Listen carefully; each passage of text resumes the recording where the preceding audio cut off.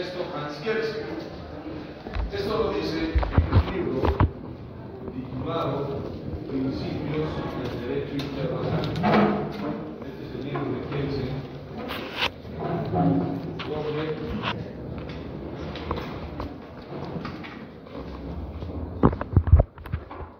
donde él dice esto, ¿no? Es donde despliega esta teoría. Pero ¿por qué el derecho internacional es superior y por qué el derecho interno de los Estados debe subordinarse? Hay una lógica jurídica, dice Kelsen, aquí. Cuando un Estado contrae una obligación mediante un tratado, ese tratado internacional sujeta al Estado, es decir, obliga al Estado. ¿Y qué quiere decir esto? Que el Estado en toda su integridad, es decir, todos sus órganos, el órgano legislativo, ejecutivo, judicial, todos, deben respetar el derecho internacional. Lo contrario es violar o vulnerar el derecho internacional. ¿Entienden? Por eso es que Kelsen es partidario de esta teoría. Y ahora, ¿por qué teoría monista? Mono es uno, ¿no? Monismo. Kelsen dice que el derecho internacional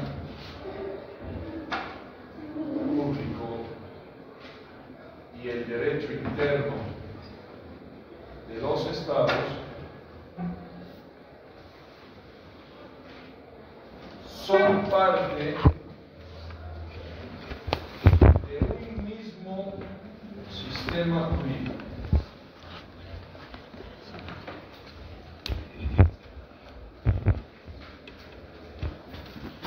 De un mismo sistema jurídico. O sea, el derecho internacional y, por ejemplo, el derecho boliviano son parte de un mismo sistema jurídico.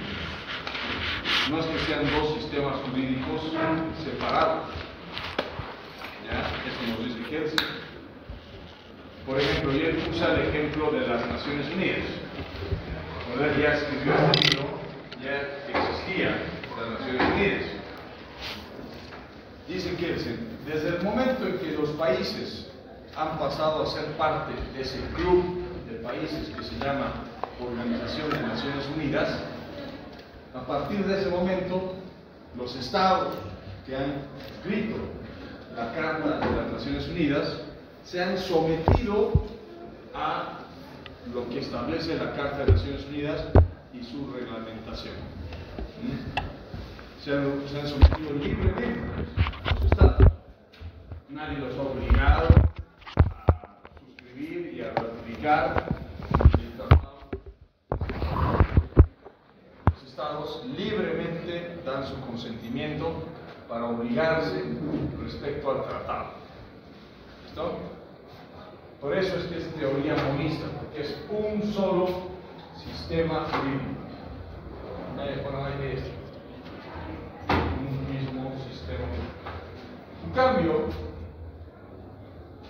surgió una teoría contraria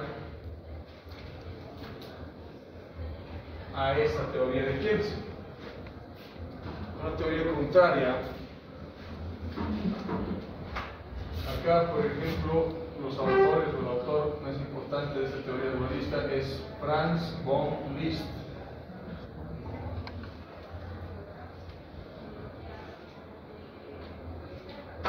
Es un alemán. ¿Ya? Y hay otros autores más que suscriben a esta teoría. La teoría dualista dice: el derecho internacional público y el derecho interno de los estados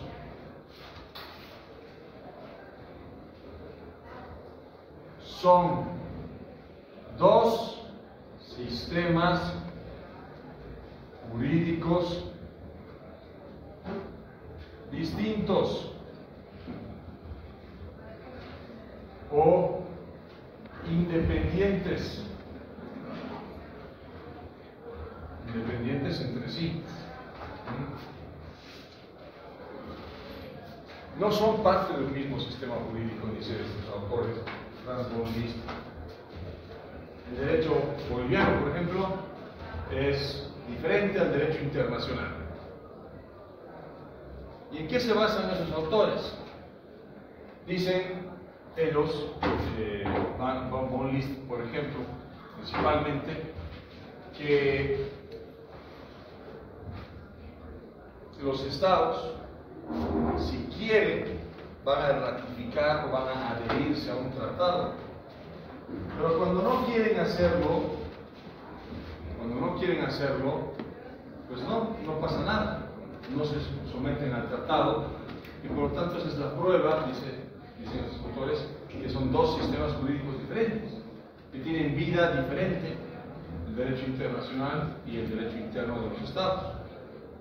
Otro aspecto importante que le responden a Kelsen, principalmente este autor von Liszt, es que en la aplicación, por ejemplo, del derecho, von Liszt dice, el juez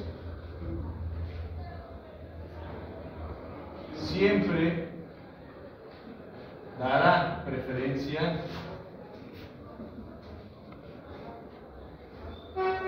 a la ley nacional y no al tratado.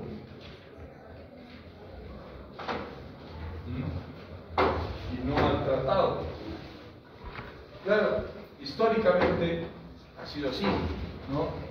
Von Liszt dice, bueno, esta obra de von Liszt escribió en los años 60, 70, ¿ya? Von Liszt decía que los jueces siempre les van a dar preferencia a la hora de resolver casos, aplicar las leyes nacionales por encima de los tratados, ¿ya? Pero esto parece que está cambiando hoy en día, ¿no? Por ejemplo, hoy en día, en materia de derechos humanos, hay un instituto jurídico que se llama control de convencionalidad, ¿no? ¿Han escuchado hablar de control de convencionalidad? A ver, explíqueme más o menos de qué trata el control de convencionalidad, no importa si se equivoco. Si no me equivoco, el control de convencionalidad es cuando existen controversias entre los países y a través de este mecanismo se median, se analizan ambas leyes y ver cuál aplicar el control de convencionalidad. ¿Cómo? ¿Ambas leyes? ¿Cómo? ¿Cuáles leyes? De los países, del conflicto en que se está interviniendo. Más o menos. A ver, ¿alguien tiene una idea más clara del control de convencionalidad? ¿Conoce el control de constitucionalidad, no? ¿O no? Han llevado constitucional, ¿no? A ver, ¿quién ha sido su profesor de constitucional? Yo les hablaba del control de constitucionalidad, de constitucionalidad. ¿Qué es pues el control de constitucionalidad? Sí, pues ya está en último año, bueno, en tercer año. No puede ser que no sepan qué es el control de constitucionalidad. A ver, busquen, googleen. Un poco estudiense, ¿cómo no van a saber qué es el control de constitucionalidad? Cuando se está vulnerando alguna norma de la Constitución, son encargados de verificar si se está vulnerando, por ejemplo, cuando sale una ley contraria a la Constitución. Y entonces, si fuera contraria, ¿Y cuál es el órgano encargado de efectuar el control de constitucionalidad? El Tribunal Constitucional Plurinacional. A ver. Bien. Entonces, eso es el control de constitucionalidad, pues. Es básicamente un parámetro de comparación entre la ley nacional, la ley y la Constitución. ¿Entienden? ¿A fin de qué? De determinar si la ley es coherente o contraria a la Constitución.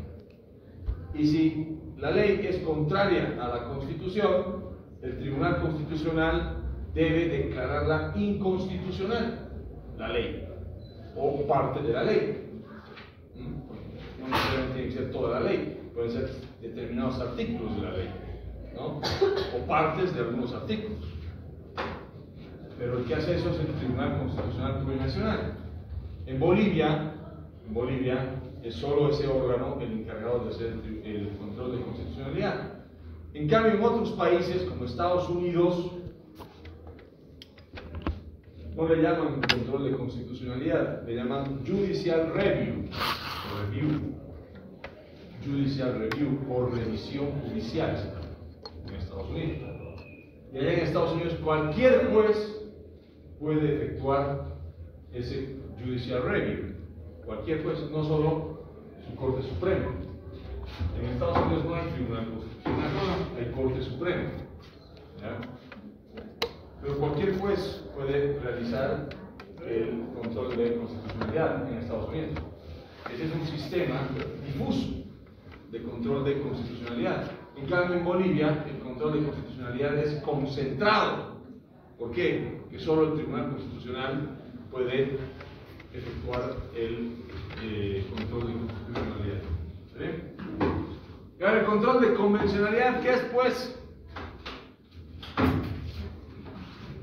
El control de convencionalidad ha sido desarrollado o creado, si vale el término, por la Corte Interamericana de Derechos Humanos. ¿Ya? La Corte Interamericana de Derechos Humanos, en varios casos, por ejemplo, la primera sentencia donde la Corte desarrolló su teoría del control de convencionalidad es en el caso Almonacid Arellano versus Chile. ¿Ya? En ese primer caso, hace ya casi 20 años, la Corte desarrolló esta teoría del control de convencionalidad. ¿Y qué dice el control de convencionalidad? ¿Qué es? La Corte dice que los jueces nacionales deben desarrollar un control de convencionalidad. ¿Qué es eso? Que los jueces, cuando están ante un caso y ven que ese caso, que hay una ley que ellos van a aplicar, ¿ya?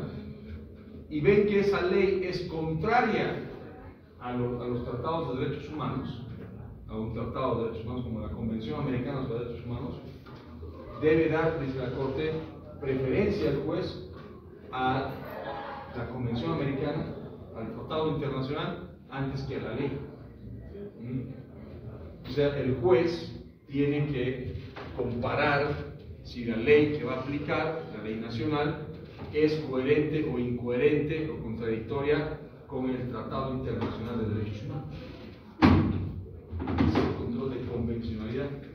Y el Tribunal Constitucional boliviano ha desarrollado también en sus sentencias el control de convencionalidad y ha dicho lo mismo que la Corte, que los jueces tienen que aplicar los tratados de derechos humanos con preferencia a las leyes.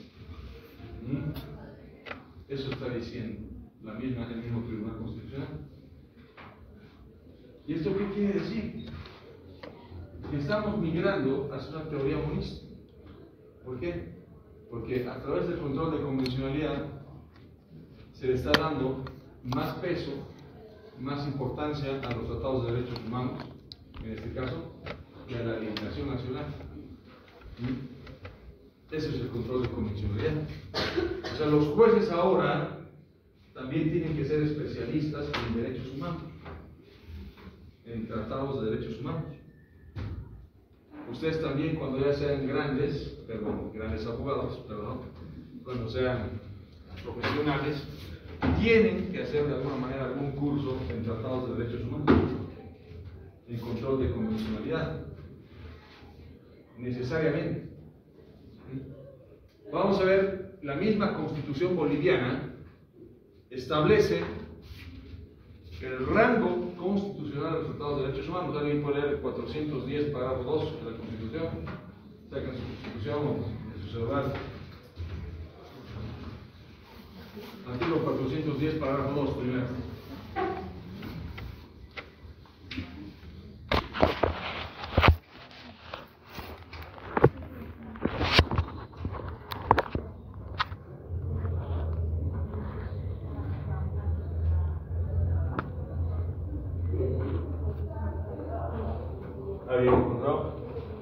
Todas las personas naturales y jurídicas, así como los órganos públicos, funciones públicas e instituciones, se encuentran sometidos a la presente Constitución.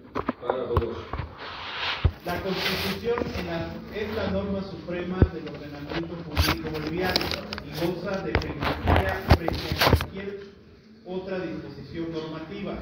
El bloque de constitucionalidad está integrado por los tratados y convenios internacionales en materia de derechos humanos y las normas de derecho comunitario ratificados por el país. La aplicación de las normas jurídicas se regirá por la siguiente jerarquía de acuerdo a las competencias de entidades territoriales. Número 1, la Constitución Política del Estado.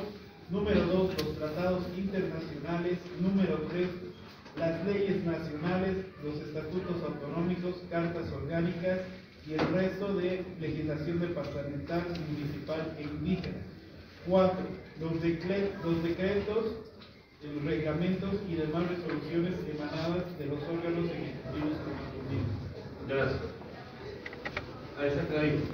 Dice que los tratados de derechos humanos y de derecho comunitario, ¿cuál es el derecho comunitario? Es el derecho de integración de los países, ¿no? Por ejemplo, del Mercosur, de la Comunidad Andina de Naciones. Esos tratados de derechos humanos están en el bloque de constitucionalidad. ¿Qué quiere decir eso? Que están al mismo nivel, tienen el mismo rango constitucional.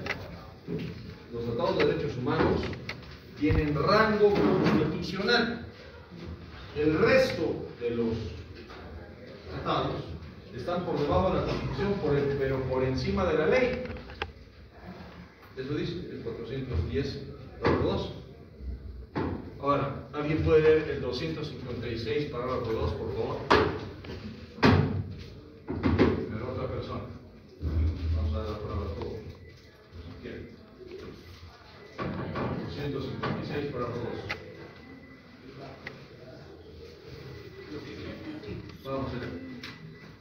Los derechos reconocidos en la Constitución serán interpretados de acuerdo a los tratados internacionales de derechos humanos cuando estos prevean normas más favorables.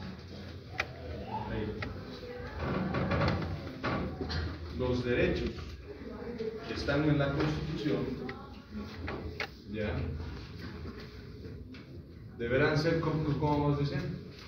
Ser interpretados de acuerdo a los tratados internacionales.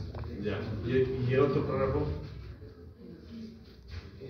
Los tratados e instrumentos internacionales en materia de derechos humanos que hayan sido formados, certificados o a los que se hubiera adherido el Estado, que declaren derechos más favorables a los contenidos en la Constitución, se aplicarán de manera preferente sobre esta.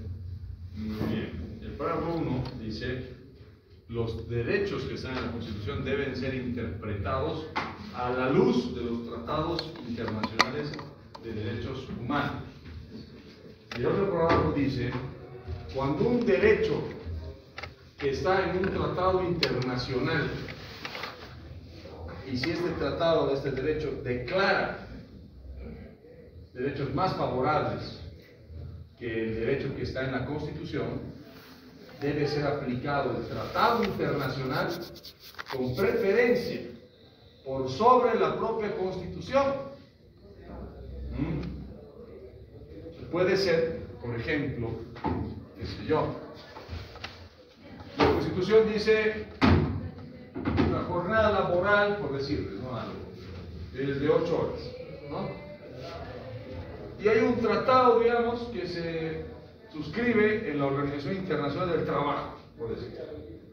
Y ahí se acuerdan, como un triunfo de los trabajadores a nivel mundial, una jornada de 7 horas. ¿Ya? ¿Cuál se debe aplicar con preferencia? ¿El tratado o la Constitución? El tratado. ¿Por qué? Porque es más favorable para los trabajadores. ¿Entienden? Entonces, ahí, si un derecho es más favorable y ese derecho que está en el tratado internacional debe aplicarse con preferencia incluso por sobre la Constitución. Ese es el monismo jurídico de Kelsen. Le está dando más importancia al derecho internacional, en este caso de los derechos humanos, no a todo el derecho internacional, solo al de los derechos humanos. ¿Alguien puede leer el artículo 13, parágrafo 4? Artículo 13, parágrafo 4 de la Constitución. Otra persona, a ver. Vamos, fuerte. Los tratados y convenios internacionales ratificados por la Asamblea Legislativa Plurinacional que reconocen los derechos humanos y que prohíben su limitación en los estados de excepción prevalecen en el orden interno. Los derechos y deberes consagrados en esta Constitución se interpretarán de conformidad con los tratados internacionales de derechos humanos ratificados por la Unión. Muy bien. Ahí está otro ejemplo. Dice: los derechos y deberes que están en la Constitución deberán ser interpretados conforme a los tratados internacionales de derechos humanos, ¿no? O sea, en materia de derechos humanos, nuestro ordenamiento jurídico, nuestra Constitución, está acogiendo la teoría monista, le está dando mayor relevancia, superioridad al derecho internacional, en este caso de derechos humanos, solo de derechos humanos, ¿ya? No dice nada de otras materias, porque el derecho internacional es sumamente amplio, pues, ¿no? Hay un derecho internacional del medio ambiente, un derecho internacional de la energía atómica, un derecho internacional de la paz y el conflicto, un derecho internacional, qué sé yo, de comercial, exacto, ¿no? No dice nada de esas otras materias, está diciendo de derechos humanos, ¿ok? Y podría decirse que entonces en las otras áreas, en las otras materias, se acoge más una teoría dualista, ¿ya? Más una teoría dualista, ambas conviven. Ahora hay otra teoría que se ha puesto de moda también, porque se ha puesto de moda el pluralismo jurídico, la teoría pluralista, ¿no? Que más o menos esta teoría pluralista nos dice que en el mundo hay una pluralidad de ordenamientos jurídicos, ¿ya? Incluso el derecho internacional es plural. E incluso, por ejemplo, en el derecho internacional no hay una constitución mundial, ¿no? Lo cual hace que, es decir, la falta de una constitución mundial hace que no haya una unificación de todo el derecho internacional, ¿ya? Entonces, ¿esto qué quiere decir? Que el derecho internacional también es plural. Va a haber varias áreas del derecho internacional, ya les estaba mencionando algunos, ¿no? Incluso hay un derecho internacional espacial.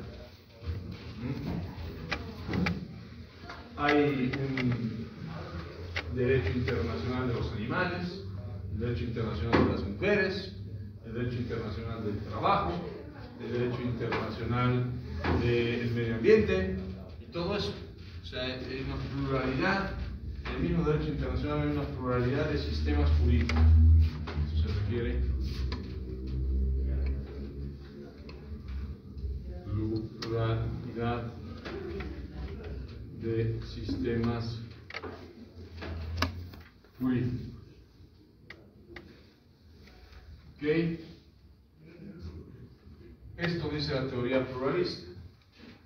Y por lo tanto, como hay una pluralidad de sistemas jurídicos, incluso dentro de los estados, dice, puede haber una pluralidad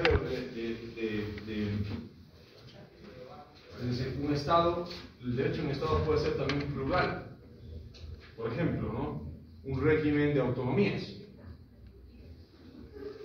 El derecho municipal de Cochabamba será igual al derecho municipal de Quillacollo. No, ¿verdad?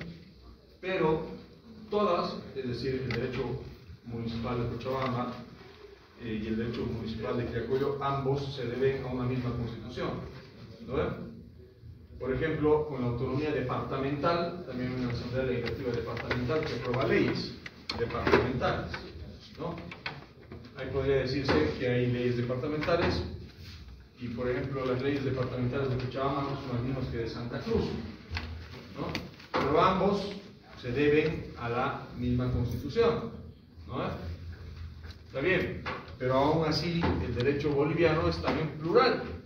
¿Por qué? Porque hay diferentes órganos que aprueban leyes, ¿no? Leyes conforme a sus propias competencias establecidas en la Constitución Política del Estado, ¿no? Y en la Asamblea Legislativa Plurinacional se reserva, por ejemplo, competencias para ella, para aprobar, por ejemplo, códigos, ¿no? El Código Penal, el Código Civil, procedimientos, ¿no? Eso no lo puede hacer la Asamblea Legislativa Departamental de Cochabamba, si aprobar un nuevo Código Penal cochabambino, ¿no ven? La Constitución solo le otorga esa competencia a la Asamblea Legislativa Plurinacional, ¿entienden? Por lo tanto, si la Asamblea Legislativa de Cochabamba quiere aprobar un Código Penal, va a ser declarado inconstitucional, porque no tiene la competencia para conocer ese tipo de asuntos. ¿Listo? Bien, esas son entonces estas teorías. ¿Alguien tiene alguna pregunta? Si no, continuamos.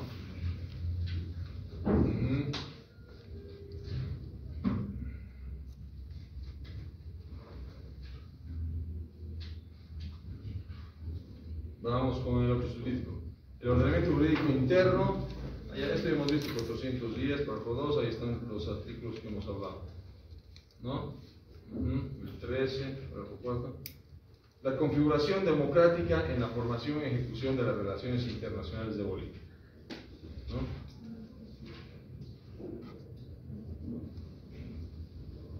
Bien.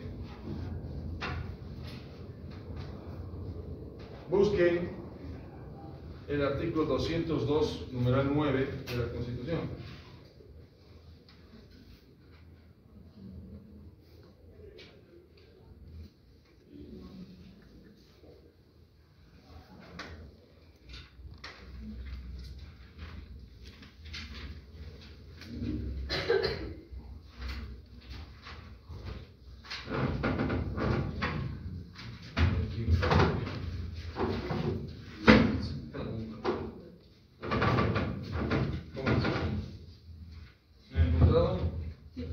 ¿Quién puede leer? Por favor. El control previo de constitucionalidad en la ratificación de tratados internacionales. Ya, pero ¿qué más dice? Ese es el número 9, ¿no? Sí, pero esa es atribución de quién? Del Tribunal Constitucional. Del Tribunal Constitucional, ¿no? El Tribunal Constitucional puede efectuar un control previo de constitucionalidad ¿de qué? De un tratado internacional, ¿ya? A ver, cuando un tratado va a ser suscrito por Bolivia, la Cancillería, que es el órgano encargado del Ministerio de Relaciones Exteriores, es el órgano encargado de negociar los tratados, ¿no? A través de los embajadores, a través del canciller mismo, es decir, el ministro de Relaciones Exteriores, ellos negocian el tratado, ¿no? Una vez que el tratado está negociado, es decir, ya haya un borrador final del tratado con otros países, la Cancillería va a pasar ese tratado a la Asamblea Legislativa Plurinacional.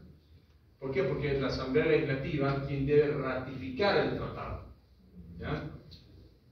Debe ratificar. Pero cuando los legisladores tienen la duda de si el tratado es contrario a la Constitución o no, pueden, en este caso, someter a consulta ante el Tribunal Constitucional, ¿ya? Ese es el control previo de constitucionalidad de los tratados. Entonces los asambleístas, los legisladores, van a remitir el tratado, el proyecto de tratado, al Tribunal Constitucional. ¿Entienden? Y el Tribunal Constitucional tiene 30 días, según el Código Procesal Constitucional, tiene 30 días para revisar el proyecto de tratado y emitir una sentencia. Esa sentencia dirá: el tratado en los artículos tantos y tantos es contrario a la Constitución. ¿Entienden? Por lo tanto, el órgano ejecutivo debe renegociar esos artículos. ¿Ya? Bien. Pero puede ser que el Tribunal Constitucional diga: todo el tratado es constitucional, no contradice la Constitución. ¿Listo? Cuando hay eso, cuando hay esa declaración de constitucionalidad del tratado, los legisladores no tienen ninguna otra razón para no ratificar el tratado. ¿Ya? Entonces reciben eso del Tribunal Constitucional y deliberan los legisladores y pasan a ratificar mediante una ley el tratado internacional. ¿Ok? Bien. Revisen el artículo 158, numeral 14.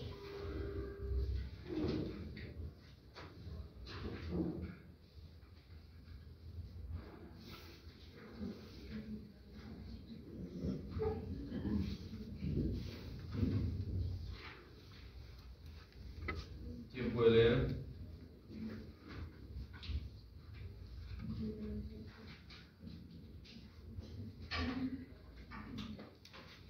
Vamos. Son atribuciones de la Asamblea Legislativa Plurinacional. Numeral 14. Ratificar los tratados internacionales celebrados por el Ejecutivo en las formas establecidas por esta Constitución. Muy bien, gracias. Entonces ahí está. La Asamblea Legislativa va a ratificar el tratado. ¿Y qué quiere decir ratificar el tratado? Es darle vigor al tratado, darle vigencia jurídica, darle vida jurídica al tratado y por lo tanto obligar al Estado boliviano a su cumplimiento. ¿Okay? A partir de la ratificación, el Estado queda obligado a cumplir el tratado internacional. ¿Ya? Puede ser con X o Z o varios otros países o con un solo país. ¿Ya? Los tratados pueden ser multilaterales o pueden ser bilaterales. ¿Ya? Eso no importa, pero la Asamblea Legislativa es la que ratifica los tratados. ¿Okay? El artículo 160, numeral 9.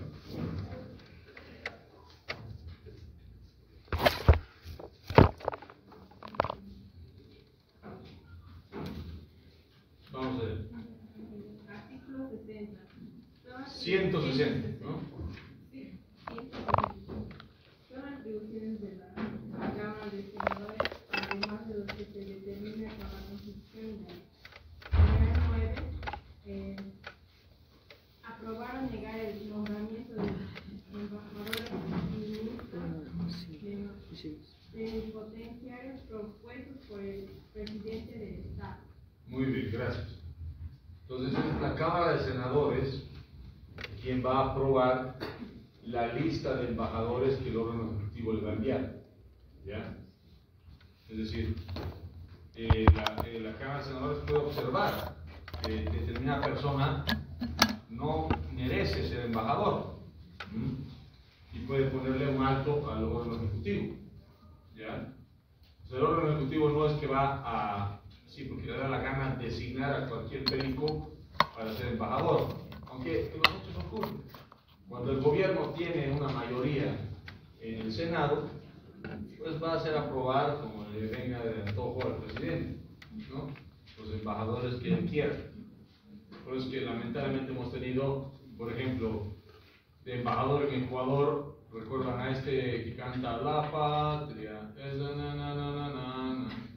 y que canta también esta otra canción: yo vivo canto mi patria porque la lengua es mi ser, rojo, amarillo y verde, como chaqueños, ¿no? Es un cantante. ¿Recuerdan? Carlos Enrique Jurado. al tipo lo han nombrado embajador, imagínense, en Ecuador, en el gobierno de Evo Morales. Ha estado casi 10 años de embajador en Ecuador. O sea, no tengo nada en contra de Carlos Enrique Jurado, pero yo digo, zapatero a tus zapatos, pues, ¿no? Si no tienes especialidad, si no eres un diplomático de carrera, o sea, no mereces, desde mi punto de vista, ser designado embajador. No es designado, y como era varios otros, ¿no? Por eso que han ido a hacer pantomimas en las relaciones internacionales todos los embajadores. Como el tristemente. Crónico. ¿Qué? Como el Crónico de Paraguay. El Crónico es otro payaso, ¿no? Que ha ido incluso a mirar la dignidad de los paraguayos, ¿no? Haciéndose la burla, que ahora es el gran político, no sé qué, parece que tiene, como dijeron, contactos con ese narcotraficante. Así está la política boliviana, es una pena. Bueno, hay algunos tratados que deben pasar por referéndum, por un referéndum aprobatorio.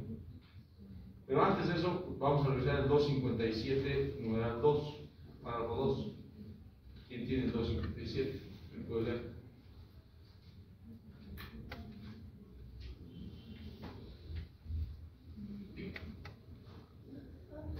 Sí, pasa. ¿Quién encontró el 257? Allá, vamos. Lee los dos párrafos. Los tratados internacionales ratificados forman parte del ordenamiento jurídico interno con rango de ley. Parágrafo 2.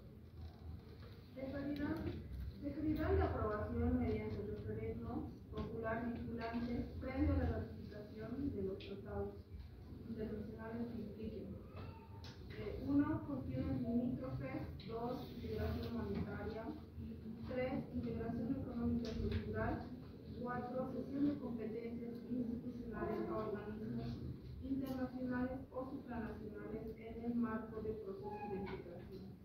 Muy bien, gracias. Entonces, el 257, numeral 2, párrafo 2, es importante.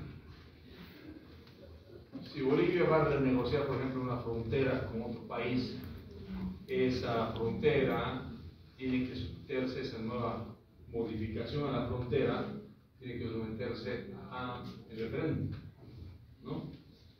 Esa era una de las cuestiones que se veía con el tema marítimo, ¿no? Si Bolivia hubiera ganado en La Haya, imagínense, Chile hubiera tenido que negociar una salida de Bolivia al mar. Pero históricamente Chile, cuando se mostró favorable a negociar una salida de Bolivia al mar, principalmente en el proceso de Charaña, entre los años 1975 y 1978, el gobierno de Banzer y de Pinochet, ¿ya?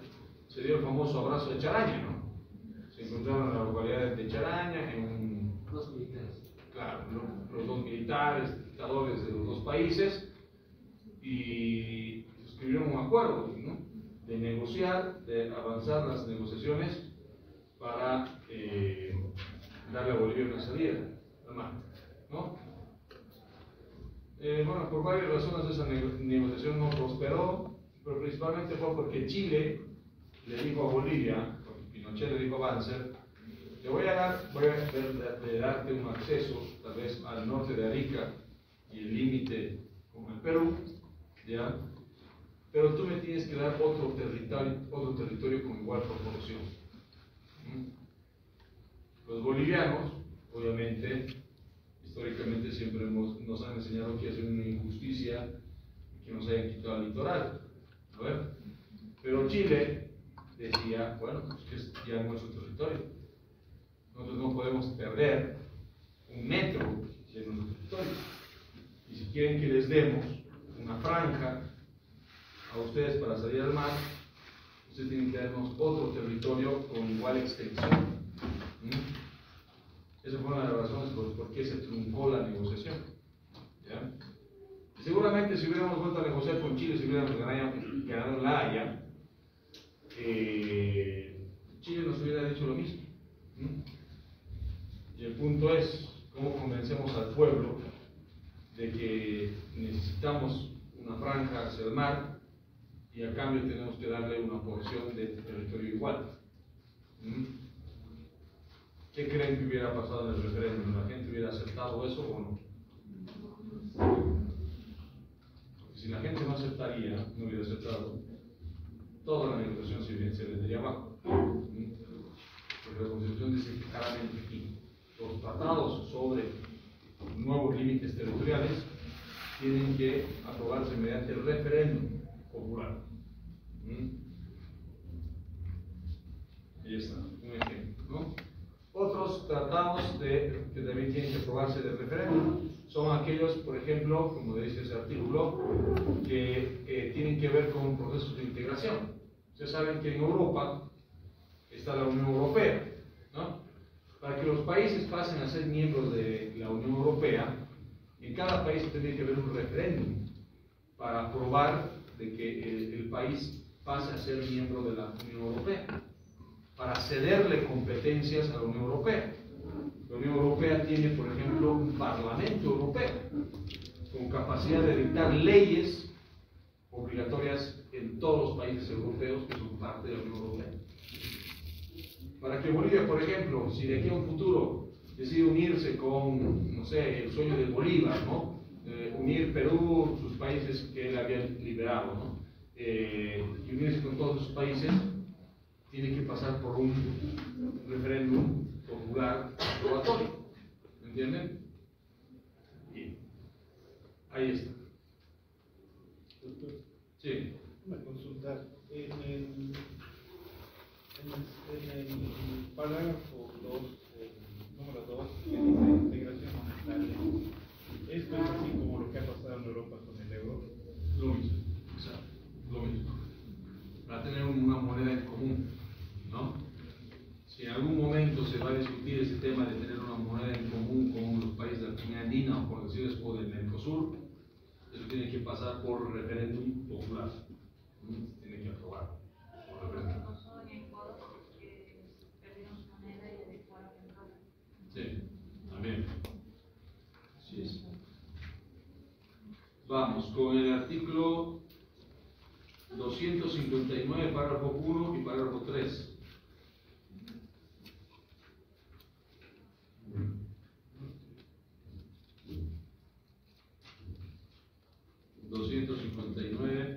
Párrafo 1 y 3. ¿Alguien tiene?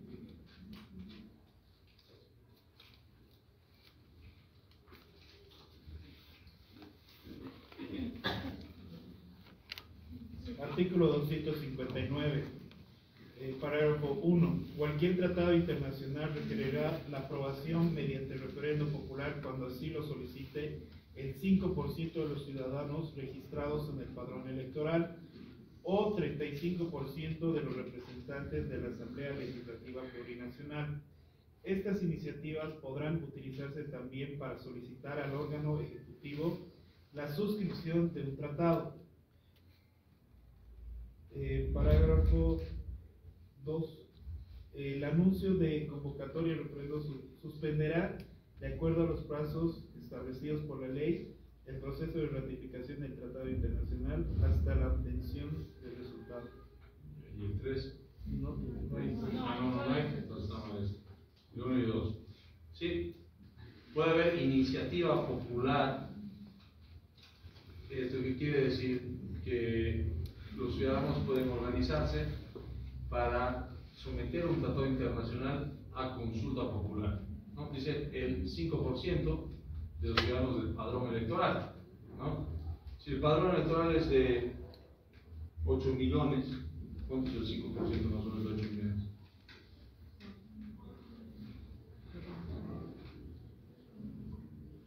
Más o menos. El 10% sería 80.000, 800.000. El 5% es 400.000. Con 200.000 habitantes. Con 400.000. Exacto, ¿no? Imagínense 400.000 personas. No creo que sea se alcance esa cantidad de firmas, ¿no? 400.000 personas, me parece muchísimo. Pero dice de los que están en el padrón, registrados en el padrón. Los votantes en Bolivia son todos, ¿no? No, son casi 8, 7 y algo. No se puede votar. Claro, 7 y algo. Son 7.200.000 algo. El resto son menores de edad, ¿no? Bueno, a ver, vamos.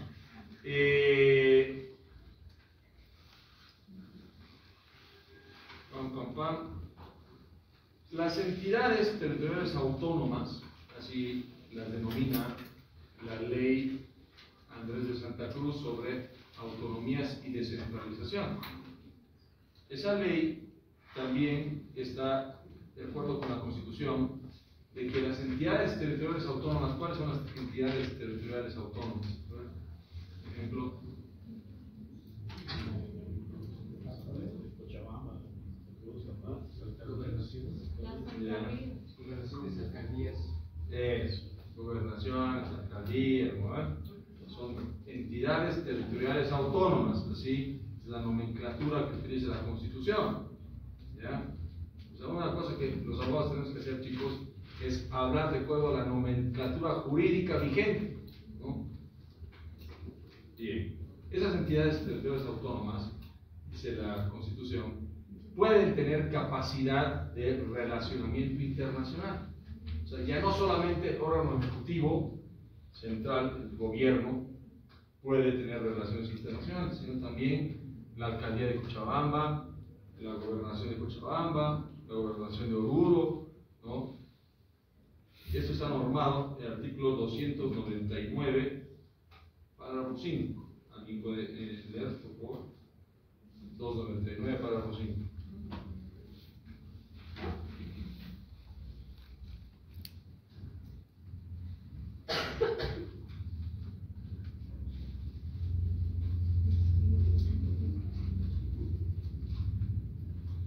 ¿Quién tiene?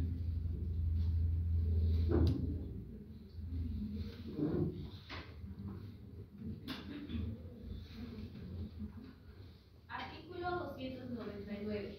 Las siguientes competencias se ejercerán de forma compartida entre el nivel central del Estado y las entidades territoriales autónomas.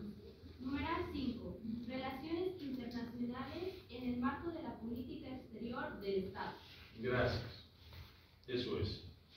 Entonces, las entidades territoriales autónomas, municipios, gobernaciones, comunidades indígenas, pueden tener relaciones, por ejemplo, suscribir, la alcaldía de Cochabamba puede suscribir un convenio con la alcaldía de Bérgamo en Italia, porque hay muchos cochabambinos que viven en Bérgamo, ¿ya?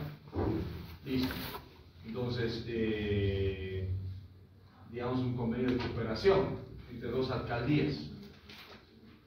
Solo que este artículo dice, siempre que esté de acuerdo a la política exterior del Estado, ¿ya? ¿Y quiénes hacen la política exterior del Estado? El Ministerio de Relaciones Exteriores, ¿ya?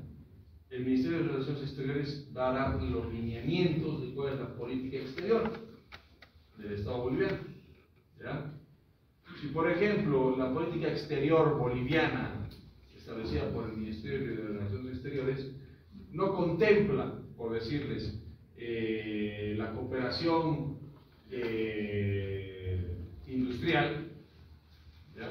Y el convenio que quieren hacer entre la alcaldía de Cochabamba y Bérgamo para hacer cooperación industrial, pues no va a ser avalado por el Ministerio de Relaciones Exteriores. De hecho, todos los convenios suscritos por las alcaldías o las gobernaciones con otras alcaldías y gobernaciones de otros países tienen que pasar por la aprobación del órgano ejecutivo, ¿ya? Tienen que pasar para ver si están adecuados a la política exterior boliviana, ¿ya? O sea, el único órgano que traza y delimita la política exterior es el Ministerio de Relaciones Exteriores, ¿ya? Bien, ¿hasta ahí alguna pregunta? Ahí está el subtítulo 4 y ya hemos terminado. ¿Claro? Entonces, lo importante de este subtítulo es que Como vemos, esta es la primera constitución boliviana que se ha internacionalizado. ¿Qué quiere decir? Que ha incorporado varios artículos sobre el derecho internacional y las relaciones internacionales. Las anteriores constituciones, ninguna tenía ese desarrollo normativo sobre el derecho internacional. Ninguna otra. Esta es la única y la primera constitución que tiene ese desarrollo, que tiene normas explícitas sobre el derecho internacional. ¿Entienden? Por eso es que algunos dicen ya que esta es una constitución internacionalizada. ¿Ya? Bien. Subtítulo 5. Validez y alcance del derecho en la práctica del derecho internacional puro.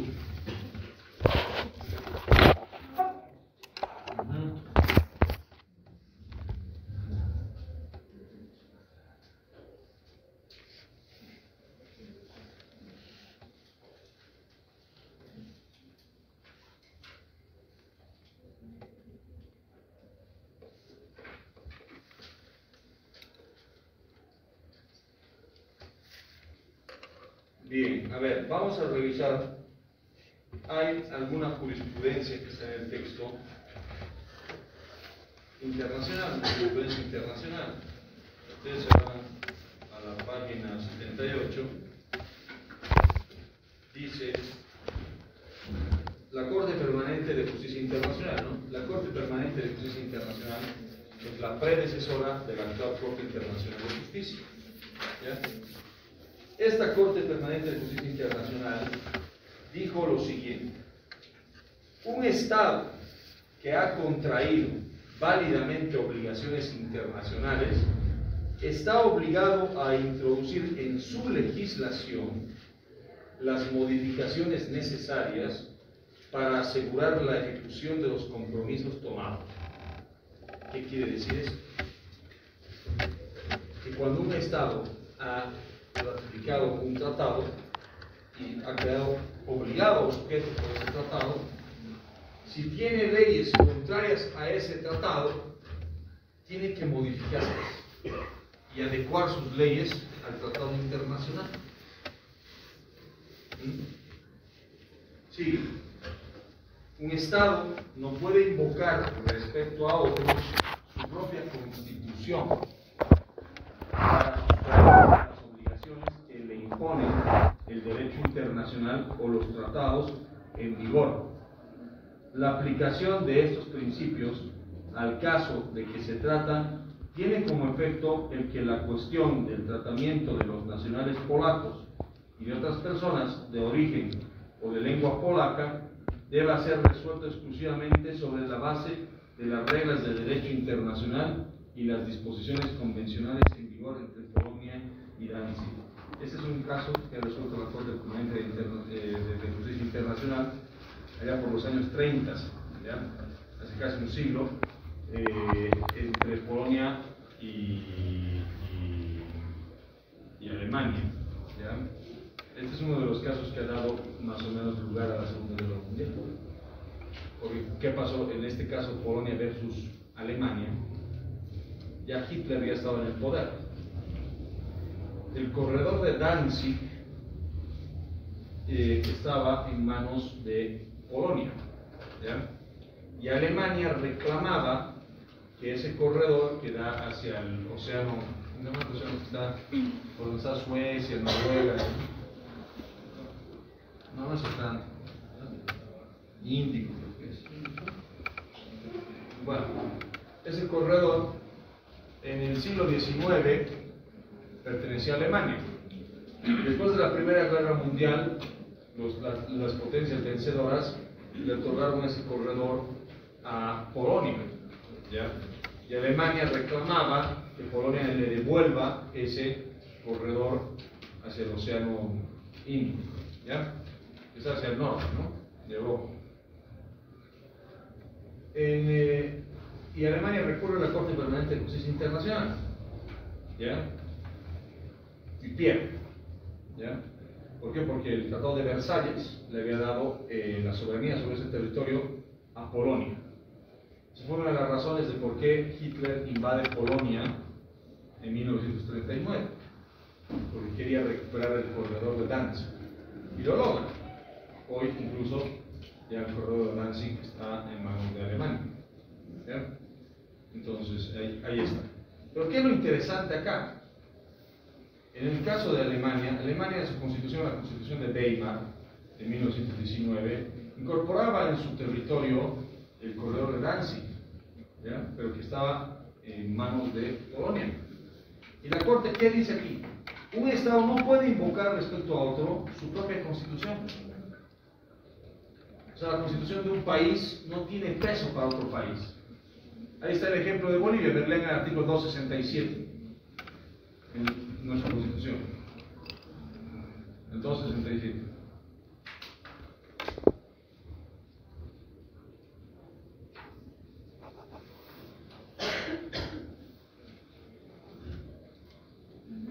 Vamos. Artículo 267, parágrafo 1. El Estado boliviano declara su derecho irrenunciable e imprescriptible sobre el territorio que le dé acceso al Océano Pacífico y su espacio marítimo. Parágrafo 2. La solución efectiva al diferendo marítimo a través de medios pacíficos y el ejercicio pleno de la soberanía sobre dicho territorio constituyen objetivos permanentes e irrenunciables del Estado boliviano.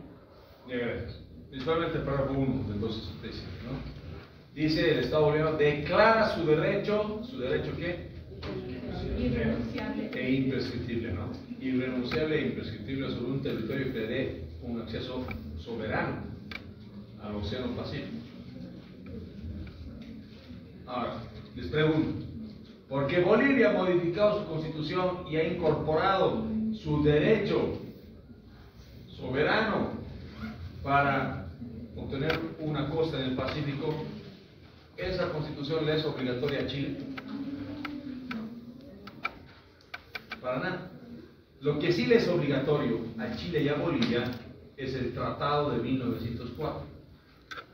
El Tratado de 1904, que ya termina de legalizar la ocupación de Chile sobre el antiguo litoral boliviano, ese está vigente.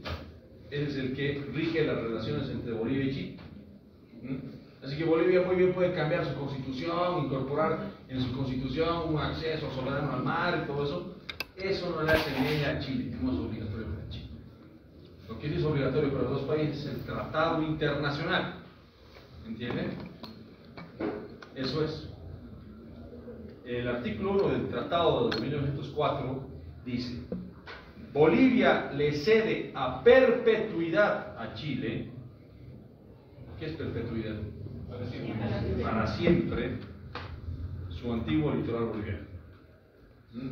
Así de claro, a perpetuidad. O sea, ya lo hemos perdido para siempre. O sea, ya, a menos que haya un tsunami y se lo traga todo Chile,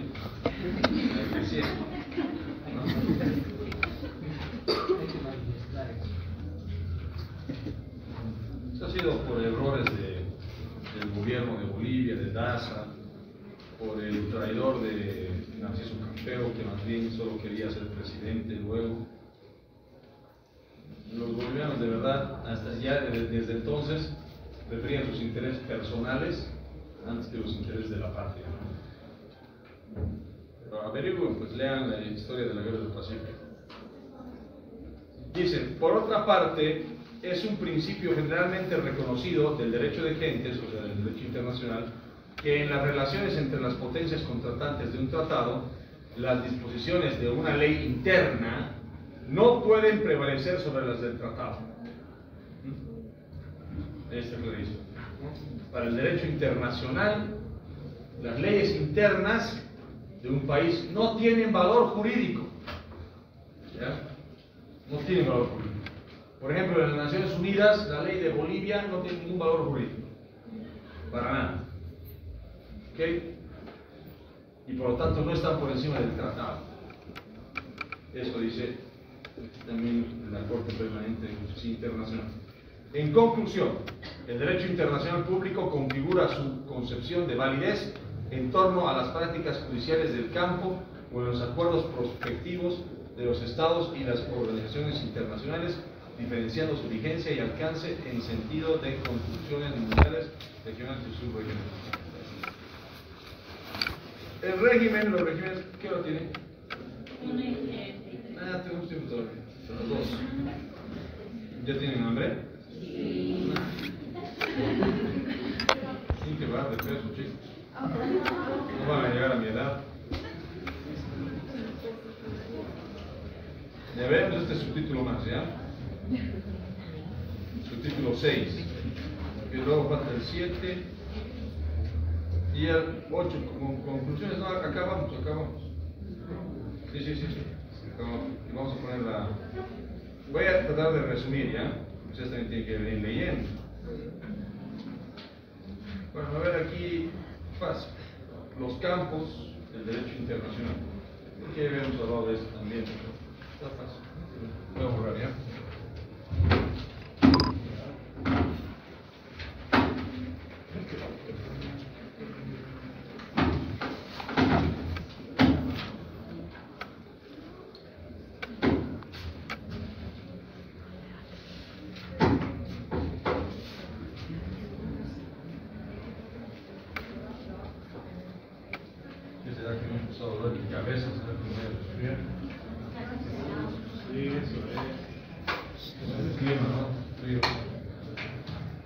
Campos del derecho internacional.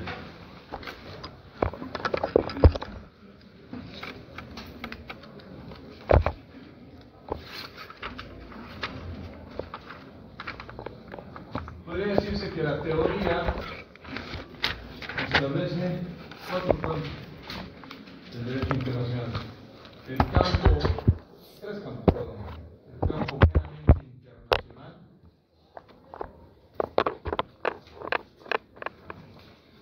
El campo supranacional y el campo trans o multinacional. Cuando hablamos de campos en el derecho internacional, es un concepto teórico, ¿ya? Que nos permite, pero, ordenar cómo se relacionan los distintos actores o sujetos del derecho internacional. En el campo internacional, por ejemplo, quienes tienen fundamental importancia son los estados. Entonces es de estado a estado. Entre ellos firman tratados, negocian tratados y los ratifican, ¿no? Es el campo netamente internacional, es decir, de igual a igual entre estados, de igual a igual. En cambio, en el campo supranacional existen organizaciones internacionales o tribunales internacionales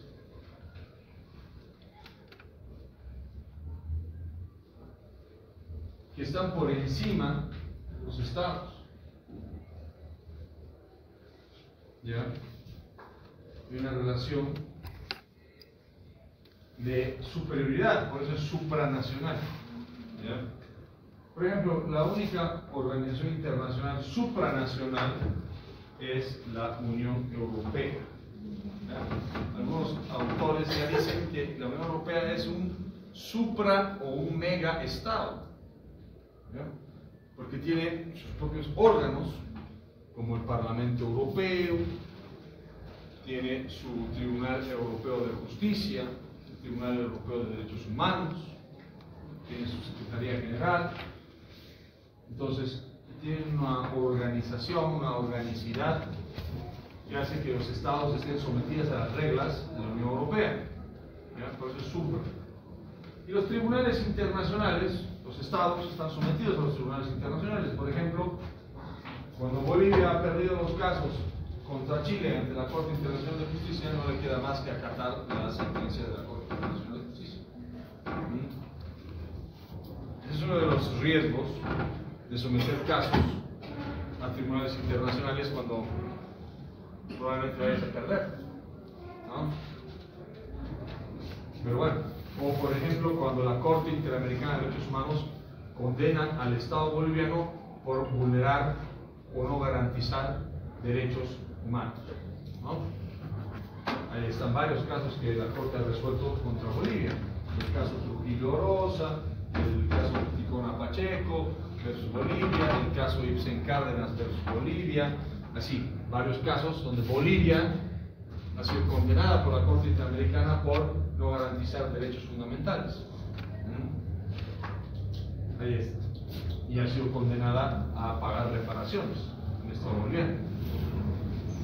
Y el campo transnacional, podría decirse, que tiene que ver con los estados, pero al mismo tiempo con empresas multinacionales. Pueden llamarse multi o transnacionales. ¿Cuáles son las empresas multi y transnacionales? Las que se encuentran en distintos países. ¿Cuáles más? Sí, Bolivia y McDonald's, Burger King, ¿no? Todas las empresas que tienen agencias en varios países, ¿no? Que tienen un alcance de operaciones incluso global, ¿no? La Coca-Cola ya está globalizada, ¿no? Ustedes se van al país más pobre de África, no van a encontrar un vaso de leche, pero van a encontrar una botella de Coca-Cola. Ese es el capitalismo. Es ya el capitalismo global. Pero ahí está. Esas empresas pueden suscribir contratos con los estados que tienen un rango de tratado internacional.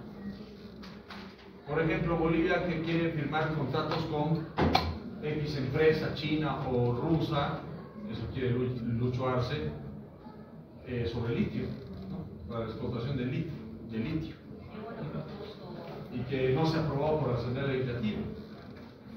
¿Por qué? Porque nadie sabe qué dicen sus contratos, pues, ¿no? Yo digo una cosa, no es que yo sea seguidor del GONI, ni mucho menos.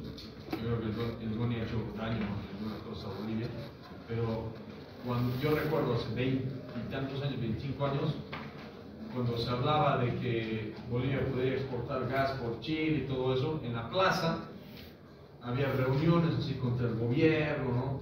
El gobierno vende nuestros recursos naturales, el gas lo va a rifar y todo eso, pero no veo lo mismo ahora contra el gobierno actual por el litio. O sea, a nadie le importa el litio. O sea, no son conscientes la población de cuánto litio tenemos, la verdad. Ya nos han dicho que es harto, pero el tema es eso. ¿Dónde están los contratos? Al GONI se lo ha bajado y se lo ha hecho renunciar por una cosa así. Pero ahora con el Arce somos bien contemplativos, ¿no? ¿Qué es?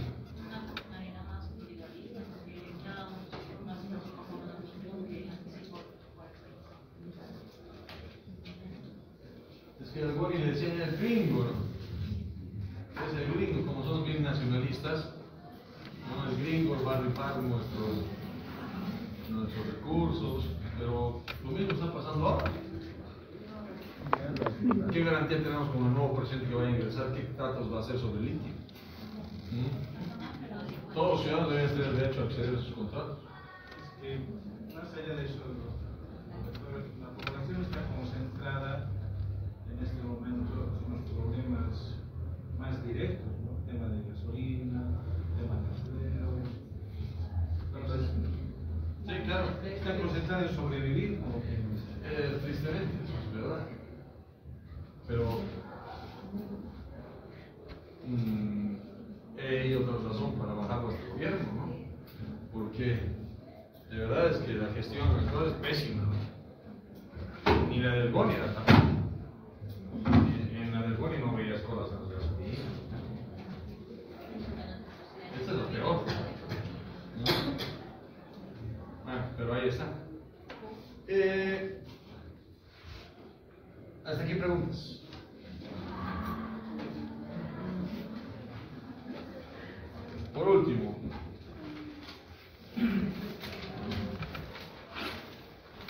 No, ahí está. Ahí está. Ya hemos acabado. A modo de conclusiones. Dice, vamos a ver. Es sostenible retóricamente la idea del monismo mundial, por lo menos desde la legitimación de la cooperación y el pacifismo, unida a las concepciones de soberanía y democracia que legitiman el orden jurídico deseado, jus cogens, con derecho moderno y algo de ello sin duda en la Constitución boliviana. Nos está diciendo en sus palabras que la Constitución boliviana, en materia de derechos humanos, principalmente está acogiendo la teoría monista. Es importante en la práctica contemporánea del derecho identificar las reglas jurídicas y sus hermenéuticas que eligen los diferentes campos de un pluralismo normativo, tanto nacional como internacional, derechos de libertad, que se someten al campo del derecho imperativo, en los pocos espacios que el derecho internacional público logra consensuar facultades, los posibles desarrollos jurídicos sometidos a límites deducibles de los derechos soberanos o de soberanía. El nuevo derecho constitucional boliviano asume un internacionalismo, como les dije, ¿no? Una constitución internacionalizada, de principios y de normas basadas en el derecho internacional de los derechos humanos, que complejiza mucho las fuentes de la Constitución y de las normas secundarias internas, pero al mismo tiempo expande la base de legitimidad política de la Constitución, donde indudablemente esta se configura como una de las más progresistas de América. Reconoce débilmente la presencia de los campos de lo subnacional y de lo transnacional como necesidades de relacionamiento del Estado plurinacional y de sus habitantes con sus pares de otros estados o países. Este último en la acepción del diccionario de la Real Academia. Nación, región, provincia o territorio, y abre la puerta a la creación y las innovaciones en el campo del derecho plurinacional. Bueno, lo que está diciendo aquí es que esta Constitución es internacionalizada, ¿no? Y al internacionalizarse se está abriendo al derecho internacional, lo cual hace que las normas internacionales también pasen a tener vigencia en el ordenamiento boliviano, ¿no?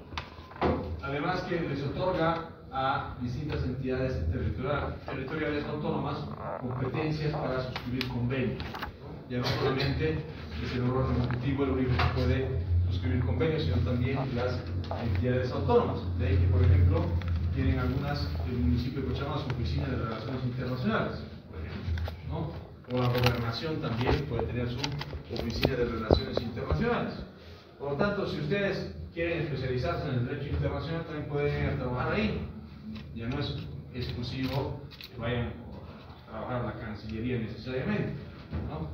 Entonces, es un área que ustedes también pueden explorar, ¿no? Y no solamente el derecho civil, penal, patadas, abogados, ¿no?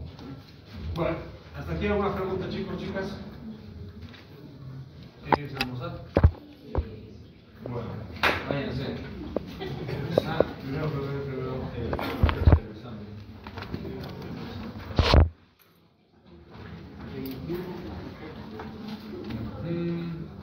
Sí. Vamos a llevar un tema más. Así que va a ser el 21. Esto es el nuevo Nara, ¿no? Sí.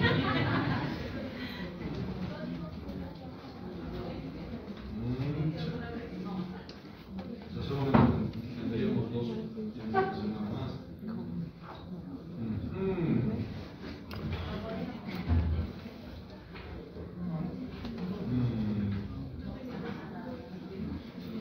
Caramba, nos ha arruinado la actividad. Ya pues el 14 nomás.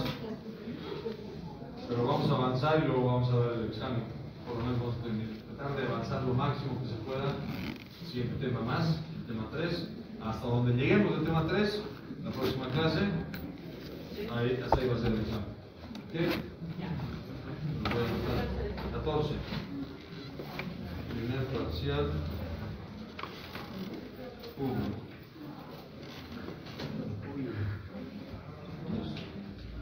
Ya está. Y el jueves 19